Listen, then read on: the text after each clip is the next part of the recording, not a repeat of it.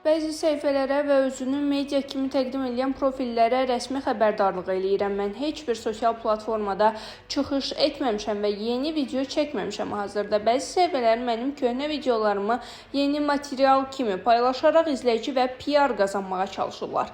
Bunu noyabrın 19-da ev dustaqlığına buraxılan müğənni Rəqsanə İsmailova Instagram hesabında paylaşım yazıb. O bildirib ki, bu kimi halların hamısı tərəfindən müvafiq qaydada şikayət olunacaq. Zərurət yarandığı təqdirdə aidiyyəti dövlət qurumlarına da rəsmi müraciətlər ediləcək. Xahiş edirəm, şəxsi məzmunumdan icazəsiz istifadə etməyin və mənim adımdan ictimaiyyəti çaşdırmayın. Qeyd eləyək ki, sosial şəbəkələrdə Rəqsanə İsmailovanın videoları yayılaraq onların yeni olması ilə bağlı məlumatlar paylaşılmışdı.